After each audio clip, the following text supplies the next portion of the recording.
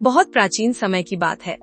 देवता, मनुष्य और असुर ये तीनों ही ज्ञान प्राप्त करने के लिए पितामह प्रजापति ब्रह्म के आश्रम में रहने लगे।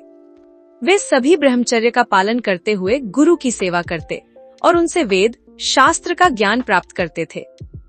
काफी समय बीत जाने के बाद तीनों ने सोचा कि अब गुरु से जीवन का सबसे महत्वपूर्ण उपदेश प्राप्त किया जाए, जिससे उनका जीवन सफल हो सके। सबसे पहले देवता ब्रह्मा जी के पास पहुँचे। उन्होंने विनम्रता से हाथ जोड़कर कहा, भगवान, हमें ऐसा उपदेश दीजिए जिससे हमारा कल्याण हो। ब्रह्मा जी ने उनकी ओर शांत दृष्टि से देखा और केवल एक अक्षर कहा, ध का मतलब बताओ। द देवता उस एक अक्षर को सुनकर विचार करने लगे। स्वर्ग में सुख, सुविधाओं और भोग की कोई कमी नहीं होती। देवता अक्सर इंद्रियों के सुखों में लीन रहते हैं, इसलिए उन्होंने समझा कि ब्रह्मा जी का आशय दमन से है, अर्थात इंद्रियों को वश में रखना। यह समझकर देवताओं ने ब्रह्मा जी को प्रणाम किया और जाने लगे। तब ब्रह्मा जी ने उनसे पूछा, क्या तुम मेरे उपदेश का अर्थ समझ गए? देवताओं ने उत्तर दिया, हाँ प्रभु, आपने हमें इंद्रियों का दमन करने का उपदेश दिया है। ब्रह्मा जी प्रसन्न होकर बोले, तुमने ठीक समझा। यदि तुम संयम रखोगे तभी तुम्हारा कल्याण होगा। कुछ समय बाद मनुष्य ब्रह्मा जी के पास पहुँचे और बोले, भगवान, हमें भी उपदेश दीजिए। ब्रह्मा जी ने उन्हें भी वही एक अक्षर कहा। ब्रह्मा जी ने उनकी ओर शांत दृष्टि से देखा और केवल एक अक्षर कहा, ध का मतलब बताओ। मनुष्य उस अक्षर के अर्थ पर विचार करने लगे। मनुष्य अक्सर लोभ और संग्रह की प्रवृत्ति में पड़ जाते हैं और अधिक से अधिक धन जुटाने में लगे रहते हैं।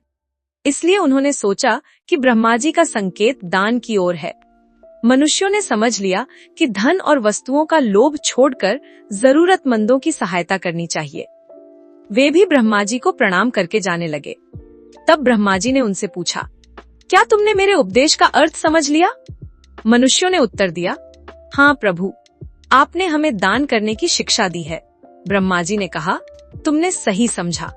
यदि तुम दान करोगे तो समाज में सुख और शांति बढ़ेगी और तुम्हारा भी कल्याण होगा।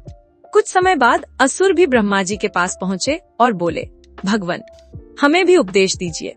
ब्रह्मा जी ने उन्हें भी वही एक अक्षर कहा, ध का मतलब बताओ। असुर स्वभाव से क्रूर और हिंसक होते थे। वे अक्सर क्रोध और हिंसा में डूबे रहते थे। इसलिए उन्होंने सोचा कि ब्रह्मा जी ने उन्हें दया का उपदेश दिया है ताकि वे हिंसा छोड़कर प्राणियों पर करुणा करें। वे भी प्रणाम करके जाने लगे। तब ब्रह्मा जी ने उनसे पूछा, क्या तुमने मेरे उपदेश का अर्थ समझ लिया?